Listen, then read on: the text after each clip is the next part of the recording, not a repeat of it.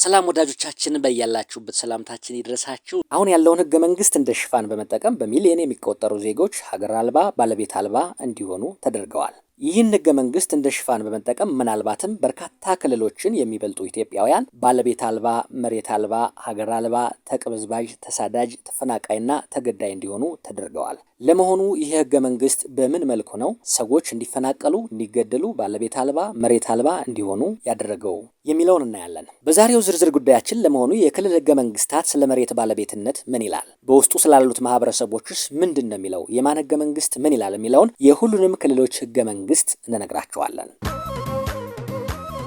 በኢትዮጵያ ውስጥ የሁሉም ክልል ህገ መንግስቶች ማንን የመሬት ባለቤት ማንን መጤ አድርገው ማንን እንደሚያፈናቅሉና ማንን ለመትከል እንደሚሞክሩ እንነግራቸዋለን። ህገ መንግስት ውስጥ አናሳ የሚላቸውን ኢትዮጵያውያን በምን መልኩ ነው እየጠበቃቸው ያለው? እነዚህ አናሳስ ቁጥራቸው በእውነቱ ስንት ክልሎችን ይበልጣሉ የሚለውንም ዛሬ እንነግራቸዋለን። አብራችሁን ሁኑ።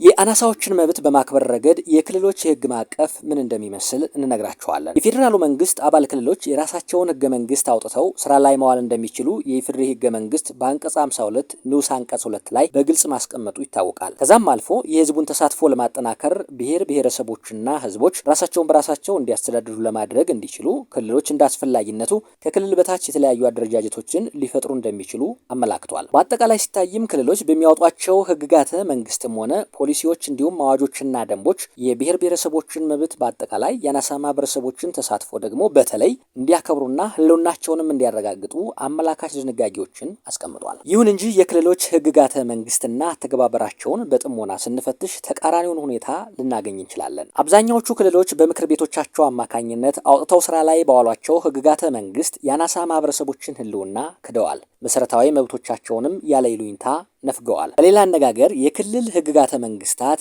የፌዴራሉን ህገ መንግስት በመሰረቱ ንደውና ጥሰው ይገኛሉ። በመጀመሪያ የተሻሻለውን የአፋር ክልል ህገ መንግስት እንመለከታለን። በ1994 ዓ.ም የተሻሻለው የአፋር ክልል ህገ መንግስት ህጸጾቹና ድክመቶቹ እንደሚከተለው ይቀርባሉ።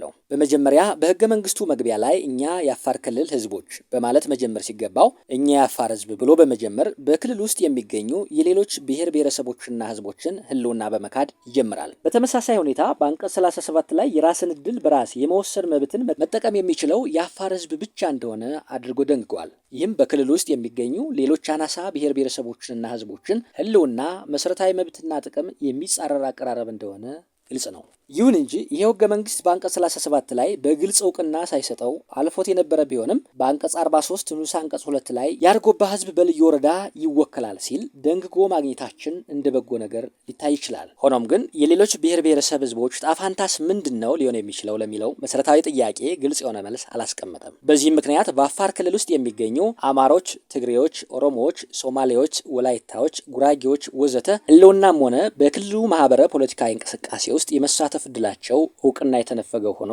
ቆይቷል።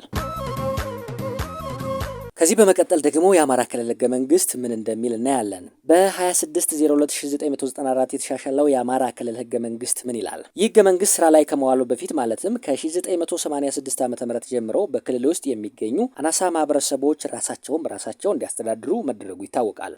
የተሻሻለው ህገ መንግስት በመግቢያው ላይ እኛ የአማራ ብሔራዊ ክልላዊ ህዝቦች ብሎ መጀመሩም ቀደም ሲል በተግባር የተፈጸመውን አንጻራዊ የሆነ የማካተት እርምጃ በግልጽ ያመላከተው ነው እናገኘዋለን። አሁንም በዚሁ ህገ መንግስት መግቢያ 5ኛው አንቀጽ ላይ እኛ በአማራ ብሔራዊ ክልል የምንገኝ ህዝቦች በማለት አካታችነቱን ማጠናከሩ መልካም ገጽታው ተደርጎ ሊታይ ይችላል። ከዛም አልፎ በአንቀጽ 8 ላይ ሉዓላዊ ስልጣን ለሁሉም የክልሉ ነዋሪዎች አድርጎ መደንገጉንና በአንቀጽ 39 መሰረት የራስን ዕድል በራስ የመወሰን እስከ መገንጠልንም ሆነ ባህልና ቋንቋን የመጠቀምና የማሳደግ እንዲሁም በየደረጃው የመወከል መብትን ለሁሉም የክልሉ ነዋሪዎች አስከብሯል። ከዚህ በተጨማሪ በዚሁ ህገ መንግስት አንቀጽ 45 ንዑስ አንቀጽ 2 ላይ በክልሉ ውስጥ የሚገኙ አናሳ ብሔረሰቦችና ህዝቦች ውክልናን በልዩ ሁኔታ እንደሚታይና ዝርዝሩም በህግ እንደሚወሰን ይደነግጋል። ይህንን ህገ መንግስታዊ ድንጋጌ መሰረት በማድረግ በማድረግና ቀደም ሲል የተላለፉ ውሳኔዎችን ከግምት ውስጥ በማስገባት ከዋግ ከአዊና ከወሎ ኦሮሞዎች በተጨማሪ የአርጎባና የቅማንት ማህበረሰቦችን የማንነትና የራስን በራስ ማስተዳደር ጥያቄ ተቀብሎ በአሁኑ ወቅት በክልሉ ውስጥ በትንሹ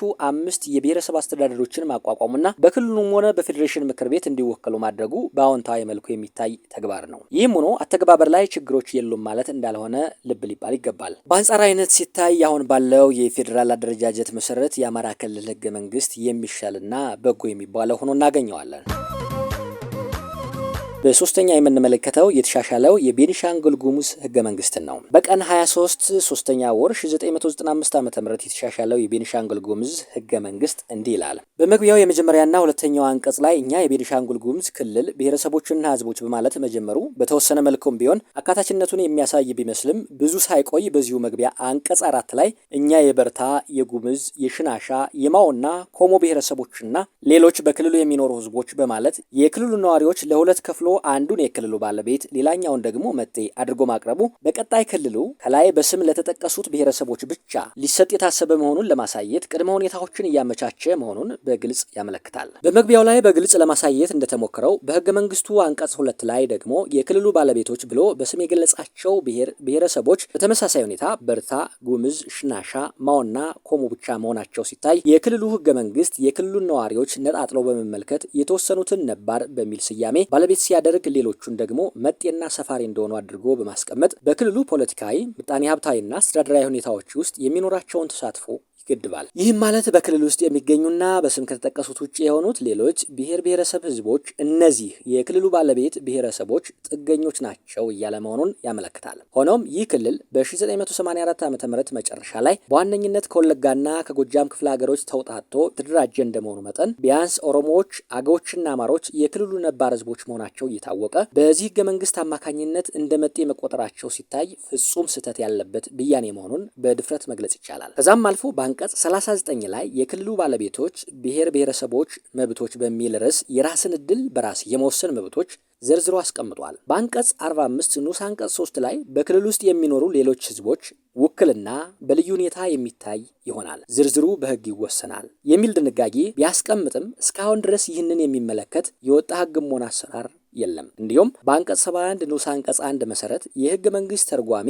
ኮሚሲዮን የሚቋቋመው በክልሉ ውስጥ ከሚገኙ የክልሉ ባለቤት ብሔረሰቦች ከእያንዳንዳቸው 4 ሰው በድምሩ 20 ሰዎች በሚወከሉበት አኳን ይሆናል በማለት ግልጽ የሆነ አግላይነቱን በእጅጉ ያጠናክራል። ይህም ማለት ኦሮሞዎች፣ አማሮችና የጎጃም አገዎችን ጨምሮ በክልል ውስጥ የሚገኙት ሌሎች ብሔረሰቦች ህዝቦች የህገ መንግስት ተርጓሚ ኮሚሲዮን ውስጥ በምንም መልኩ አይወከሉም ማለት ነው። በአጠቃላይ ሲታይም ቁጥራቸው ብዙ የሚሆን ትንሽ በዚህ ህገ መንግስት ስማቸው ያልተጠቀሱ ኢትዮጵያውያን ለእነዚህም በስም ለተጠቀሱት ብሔረሰቦች ጥገኛ ሆነው በእነሱ መልካም ፈቃድ ላይ የተመሰረተ ህይወት እንደሚገፉ የታወቀ ጉዳይ መሆኑ በዚህ ህገ መንግስት ተረጋግጧል።